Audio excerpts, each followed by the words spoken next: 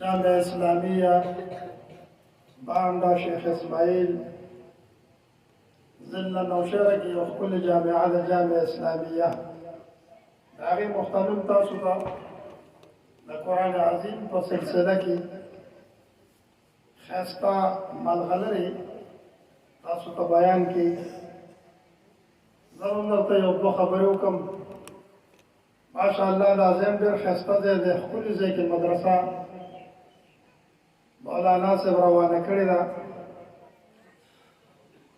دا د دې امت مسلمه لویه سرمایه ده چې دا ستاسو زموږ مخې ته کوم ماشومان ناست دي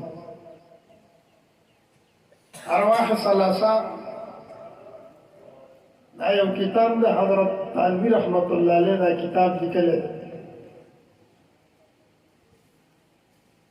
هغې کې د یو بزرګ واقعه ذکر کوي یو بزرګ سحر د اذانونو د مخ کې پاسېدو او د تهجد دپاره به مسجد ته تلو مسجد ته به لاړو تهجد به وکړو د سبا لمونځ به وکړو ذکر و اذکار به وکړو چېرته یو شپه داسې ډېر وختي پاسېدو چې راغله د مسجد دروازه بنده مسجد سره په خوا کې مقبره وه د بزرګ دا خیال وکړو چې راځه واپس څه کور ته ځي په دې مقبره کې به دا ګنټه یو نیمه ټیم تېر کړم او ذکر اذکار بدل ته خپل پوره کړم مسجد دروازه چې کلو شي او دروازه خلاصه شي بیا به جومات ته لاړ شي د ذکر اذکار کې یو خوند دی او یو خاص لذت دی دې سره په الله پاک د طرف نه یو خاص سکینه او وقار په انسان باندې راځي ټینشن ختم شي او ذهني سکون الله پاک دغه خپل بنده ته ورکړي دلته چې دا ذکر اذکار شروع کړو په هغې کې ورته خوب ورغی او دوشو خوب ګوري په خوب کې دا ټول قبرونه کلو شوي او هر سړی د خپل قبر سر ته حیران ولاړ دی ناګهانه چېرته یو باران داسې وشي د میوو دانو چېرته سیو چېرته انار چېرته مالټه دا راپرېږي دا د قبرونو خلک ټول ورمنډي کې د دې نه یو دانه راځي او راځي بیا د خپل قبر سر ته ودرېږي یو کس داسې دی چې هغه د خپل قبر سر ته داسې په کرسۍ ناست دی ښایسته سپین لباس او سپینې جامې او سپین پټکۍ په سر دی دا بزرګ دی خوب کې وایي چې دا ټول خلک منډې وهي او دا یو کس ناست دی دا څوک دی نو دا چوک ورغو او دې ناست سړي ته وایي چې یاره حضرت تاسو نه دا معلومات کول غواړم چې دا ټول خلک لګیا دي په دغه یو دانې پسې منډې وهي او ته دقه سره بېغمه ناست دی ته د دې ګېډې څه غم نه کې څه خواهش ستا نشته دی چې تم یو دانه راوالې هغه ناست سړي ورته وخاندل نو دا بزرګ ورته وایي خاندې ولې وی خاندم په دې چې دا کمې میوې د باران په شکل راوورېږي او ښکته راځي دا باغ زما دی دا زما د باغ نه دا میوې راپرېوځي نو دا خلک ټول ورپسې منډې وهي دا نیک سړی ورته وایي چې حضرت ته دومره مالدار یې او دا دومره باغونه دي ستا چې د هغې نه دا هواګانو سره دا مقبرې د میوجاتو ډکې شي دا باغونه تا ته په څه ملو شوي دي ځکه ته خو هم په دې مقبره کې یو مردی مړ پروت دی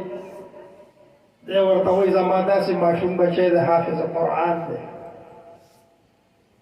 او هغه بچی زما حافظ قرآن دی او هغه چې تلاوت شروع کی او هغه وایي الف لام میم ذلک الکتاب لا ریب فیه د قرآن تلاوت شروع کی د الله رحم په حرکت کې او په جذبه کې راشي فرشتو په حکم وکړي چې د څلور کونج دنیا او مرباح دې سړي له د دې بچي په دې یو تلاوت ورکړي روزانه ما ته دقه سره دا هغه بچي د برکته دا هغه ماشوم زوی د برکته روزانه داسې باغونه الله پاک ما ته راکوي دا نیک سړی وایي چې ما د ده نه تپوس وکړو چېرې ستا دا بچی د قرآن تلاوت کوي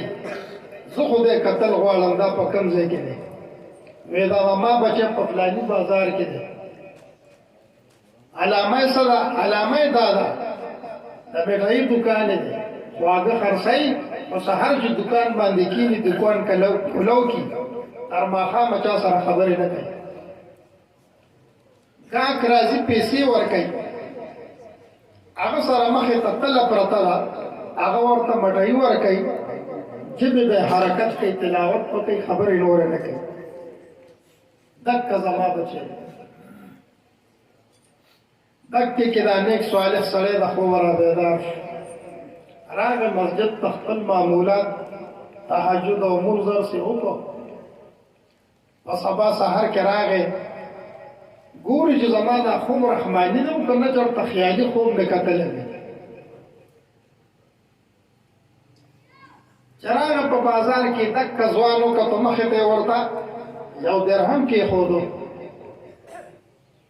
وی ماله د دې مټایي راکړه هغه ورله سودا ورکړه او خبرې ورسره وکړې چې ولګېو دکه سره تلاوت د قرآن پاک یې کوی پوه شو چې واقعي چې دا کوم خوب مو وکتو دا رحماني خوب دی که دغه باغونه مو په کار تاسو ټولو ته ویل او د جنت هغه باغ بهار او هغه نعمتونه چې نه د سترګو کتلي دي او نه غوږونو اورېدلي دي او نه د هغې ذایقه چا کتلې ده هغه الله پاک تاسو دپاره تیار کړي دي او تیار باغونه او تیار نعمتونه باری تعالی تاسو موږ مسلمانانو دپاره د جنت دغه نعمتونه تیار ساتلي دي د قیامت ورځ د خوشحالۍ ورځ به همه مصیبت خو به هغه چا سره چې کافري او مشرکي مسلمانانو دپاره دا ډېره لویه د خوشحالۍ ورځ ده ورځ د قیامت سختیانې چې کومې راغلي دي هغه د سختو خلکو دپاره راغلي دي هغه د بدکرداره خلکو دپاره راغلي دي چا چې د ځان نه مخکې داسې ماشومان بچي ورکړه مدرسو ته او دا حافظان کړه دا عالمان کړه مزې به کوئ دغه نعمتونه بیا ستاسو دي او که نه انسان دقه سره ژوند په دنیا کې تېر کړو د حلال او د حرام تمیز نه فکر آخرت نه او بس سحر شو ماښام شو او ژوند په دې کې تېر شو حضرت محتمم صاحب ماشاءالله دا یو ډېر فکرمند سړی دی تاسو ته مولانا صاحب وایي چې دا علما یقینا دا ستاسو د دې قوم او د دې ملک وفادار او خیرخوا مخلوق دی دا بچي دکه سره چې دا د شمار بچي ناست دي خپل بچي د ادارې له ورکوي او مدرسو له ورکوي کوم بلماني وي او کلي علاقه کې متعلقینو مدرسو ته خپل بچي ورکوي په خپل ځان باندې رحم کوي د بچو به مستقبل روښانه شي خو د دوی خو مستقبل روښانه شي خو د خپل ځان د مستقبل غم پکار دی ستاسو مستقبل به روښانه کېږي په دې چې تاسو خپل بچي عالمان کوي حافظان ته نه جوړ کوي دویم دا چې د دوی ډېر ښه مثبت سوچ دی داسې سرسري تپوس ته به وکړو د یتیمانانو او د بېسرو بچو تربیت په دې جامعه کې کېږي داسې تقریبا زموږ دا ټولې مدرسې دي خو بدقسمتي زمونږ دا وي چې موږ له مدرسو له تاسو خلک هغه بچی راکوئ چې د هېڅ کار نه دی وایي سکول نشي ویلی دی د پټي کار نشي کولی